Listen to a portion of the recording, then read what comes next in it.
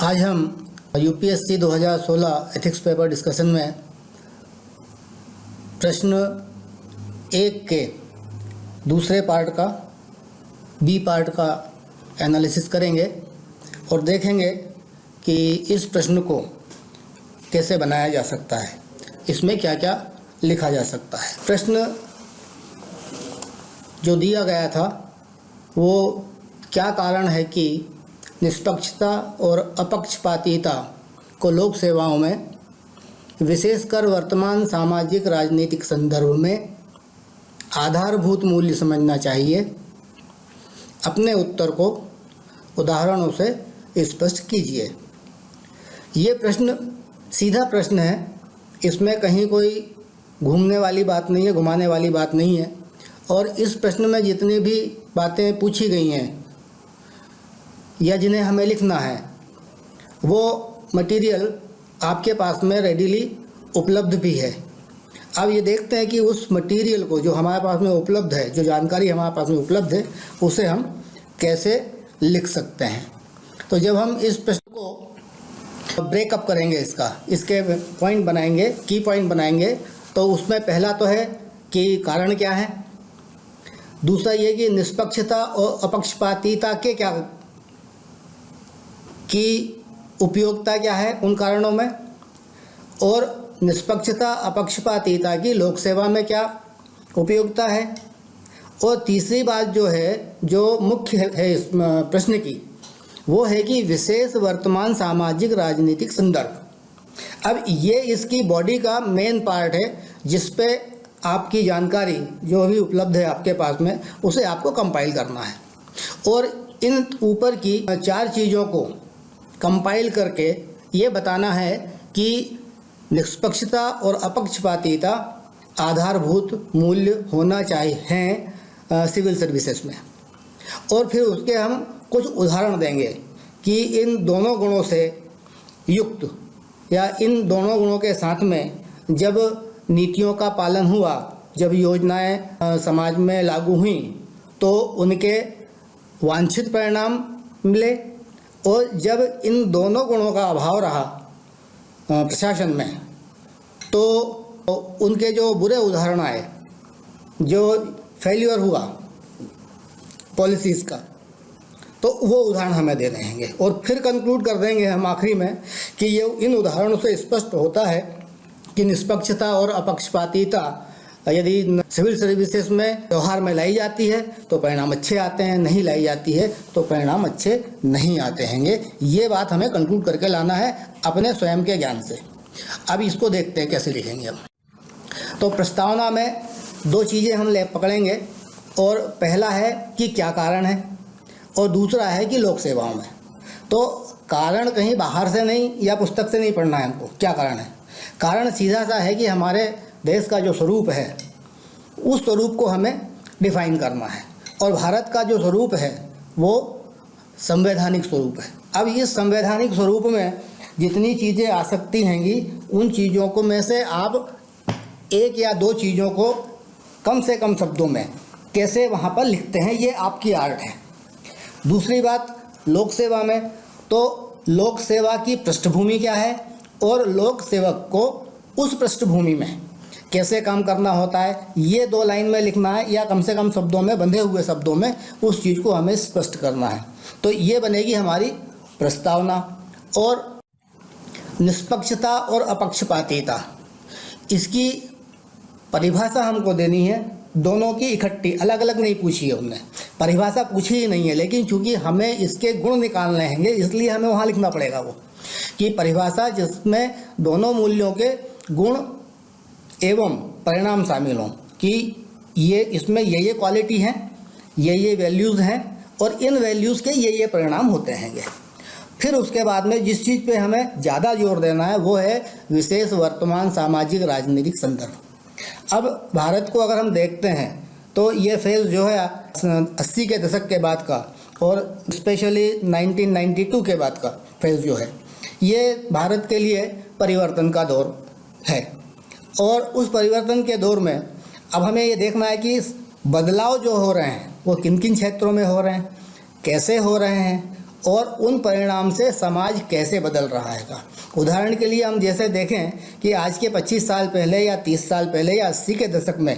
भारत का जो सामाजिक ताना बाना था वो उतना युवा नहीं था जितना आज है। आज इस बदलते हुए भारत में युवाओं की संख्या बहुत ज़्यादा है, ये युवा देश है। तो ये एक ऐसा बदलाव है जो नोटिस में है और जो दुनिया जान रही है, और इस बदलाव से हमको भी अवेयर रहना है। फिर इस बदलाव के वजह से समाज के फिर सारी चीज़ें बदलाव में चली गई कि देश में नौजवानों की संख्या ज़्यादा है, एजुकेशन ज़्यादा होगा तो समझदारी बढ़ेगी, उसके बाद में अवसर और रोजगार आपको उनके लिए देखना पड़ेगा। तो इस तरह के बदलाव जो समाज में हो रहे हैं उनको लिखना है कम से कम शब्दों में बांध करके। फिर दूसरा, जो प्राइवेटाइजेशन, ग्लोबलाइजेशन की वजह से जो चेंजेस आ रहे हैं समाज में भी उनका इम्पैक्ट आ रहा है और गवर्नेंस पे भी उसका इम्पैक्ट आ रहा है। तो उस चीज़ को विशेष करके जोर दे करके हमें मतलब इस पार्ट में ये एक चीज़ जो है कि आपकी अवेयरनेस करंट में, इस बदलाव के दौर में आपकी अवेयरनेस कहाँ है, उसको यहाँ पे हमें लिखना पड़ेगा। और इन चीज़ों को, तीनों चीज़ों को जब हम कंक्लूड करेंगे तो कंक्लूड करके कि इन कारणों से, कारण नंबर 1, 2, 3, इन कारणों से इन दोनों क्वालिटीज़ को, निष्पक्षता और अपक्षपातीता को आधारभूत मूल्य समझना चाहिए। और इस निष्कर्ष के सपोर्ट में फिर यहाँ हमें वो उदाहरण लिखने हैंगे जिनमें दो उदाहरण कि कौन कौन सी नीतियाँ जो समाज के भले के लिए आई थी वो लागू हुई, और लागू होने के बाद में उनके परिणाम जो आए वो अच्छे आए या बुरे आए। तो जैसे उदाहरण के लिए अपन देखते हैंगे कि मनरेगा की योजना बड़े अच्छे उद्देश्य से बनाई गई थी, काफ़ी पैसा भी खर्च हुआ, लेकिन उसके वांछित परिणाम नहीं निकले। और जब ये 2014 के इलेक्शन में नई सरकार बनी तो उस सरकार को उन परिणामों को देखने के बाद में उसको पुनरीक्षित करना पड़ा कि ये रिजल्ट ओरिएंटेड बने। और उसमें फिर जो विसंगतियाँ थीं कि उसके इम्प्लीमेंशन में जो विसंगतियाँ हुई थी वो इम्प्लीमेंशन की विसंगतियाँ उन्होंने हटाई, और हटाने के बाद में फिर वो सिस्टम ऐसा बना जहाँ पर कि जो प्रबंध करने वाले हैं या उस योजना का संचालन करने वाले हैंगे उनका दखल या उनकी जो उसमें पकड़ थी वो उतनी ना हो जितनी की पकड़ पूरे सिस्टम की हो, और एक सिस्टम के साथ में वो योजना चली तो उसके अब अच्छे परिणाम निकल के आ रहे हैंगे। उसी तरह से देखें कि जो सूखा और बाढ़ राहत में आकलन होता है, सर्वे होता है, लाभार्थियों की लिस्ट बनती है, फिर उसमें वितरण भी होता है लाभ का। लेकिन उस लाभ वितरण में और आकलन में जितनी अनियमितताएं होती हैंगी तो उनसे हम सब वाकिफ़ हैं, और आपको भी बहुत सारे उदाहरण वहाँ पर मिले होंगे, आपके भी ध्यान में होंगे, केवल उन्हें लिखना हैगा। अब अच्छे उदाहरण देखें हम उसमें, तो जैसे कश्मीर में जब बाढ़ आई थी, पूरी घाटी बाढ़ में डूबी थी, उस समय भी प्रशासन भी यही था, तंत्र भी यही था, काम करने वाले लोग भी यही थे। लेकिन जब वहाँ पे काम हुआ तो कश्मीर घाटी में प्रशासन की, सेना की और सभी लोगों की वहाँ पे मतलब प्रशंसा मिली उस कार्य में। वहाँ कोई घपलेबाजी नहीं समझ में आई, वहाँ कोई भ्रष्टाचार नहीं समझ में आया, वहाँ लोगों के उनने शिकायतें बहुत कम हुई भी होंगी, वैसे मीडिया में कोई ज़्यादा आया नहीं था उसका, वहाँ सब लोगों ने प्रशंसा की थी उसकी। तो ये ऐसे उदाहरण जो प्रशासनिक स्तर पे जब लोक सेवा के माध्यम से या ब्यूरोक्रेसी के माध्यम से इनको इम्प्लीमेंट किया जाता है तो समाज में से आउटपुट जो निकल के आता है समाज के लिए वो तय करता है कि ये चीज़ अपक्षपातीता और निष्पक्षता के साथ में लागू हुई, लाभार्थियों को लाभ मिला या नहीं मिला। तो इस तरह से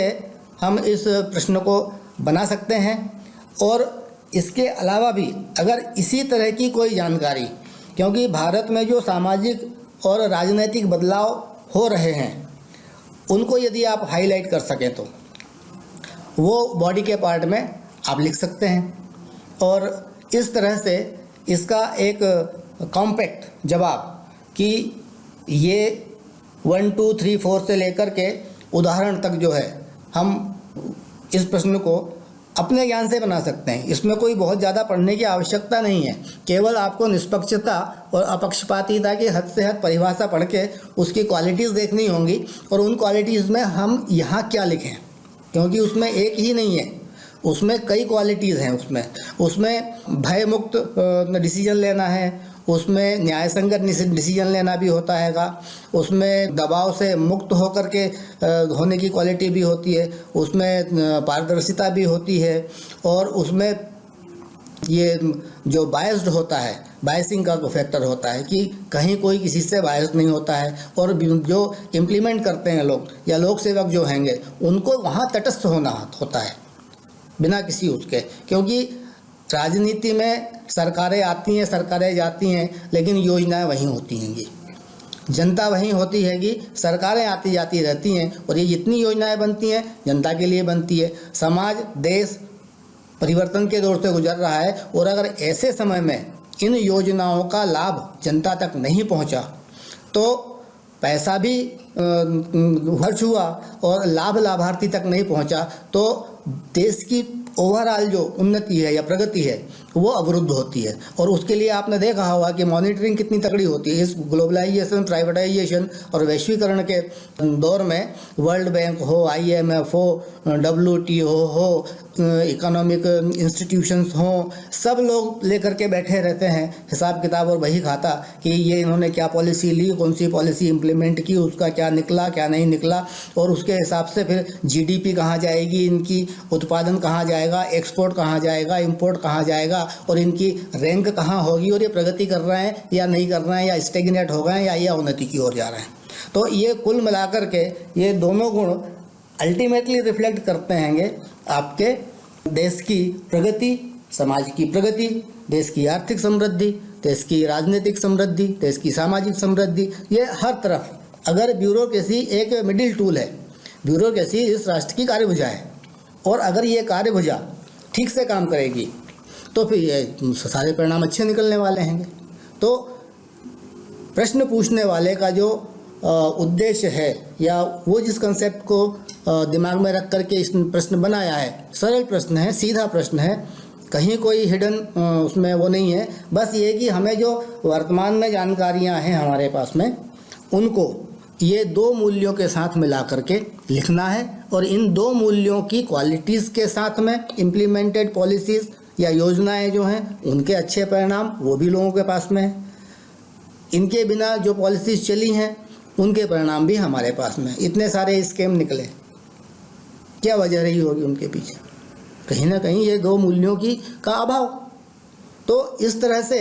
हम इस प्रश्न को बना सकते हैं, और इसमें कोई बहुत ज़्यादा जानकारी आपको कहीं से इकट्ठी करके बहुत सारा लिटरेचर लेकर के नहीं बैठना है। तो ये थी इस प्रश्न की विवेचना जो मैंने आपके सामने रखी है, और आशा है कि आप इस तरह के जो प्रश्न होते हैं, खुले हुए प्रश्न हैं, ये इनमें जो वर्तमान संदर्भ हैं, जो वर्तमान में घटित हो रहा है, उसी चीज़ों को लेकर के और वहीं से आंसर यदि बनाएंगे तो उससे एक इम्पैक्ट पड़ता है कि भाई हम करंट में जो है वर्तमान में जी रहे हैं, और वर्तमान की सारी चीज़ों की अवेयरनेस जो है वो आपकी उस स्तर पे है जहाँ पे होनी चाहिए थी। तो इस विवेचना के साथ में और इस एनालिसिस के साथ में ये पहला प्रश्न जो था 2016 के एथिक्स के पेपर का, उसका पार्ट ए और पार्ट बी, उसकी एनालिसिस हमने की है, और मैं उम्मीद करता हूँ कि आप इस एनालिसिस के बाद में इसका जो आंसर है, इसका जो जवाब है, इसका जो उत्तर है, वो आप अपने मन से बना करके और लिख पाएंगे। तो ये आपको वीडियो पसंद आया होगा उम्मीद करता हूँ, और प्लीज़ सब्सक्राइब कीजिए इस हमारे चैनल को, और इसके बाद अगले सेकंड क्वेश्चन की एनालिसिस लेकर के मैं फिर आपके पास आऊँगा, और तब तक के लिए आपसे इजाज़त भी चाहूँगा, और आप सभी को धन्यवाद।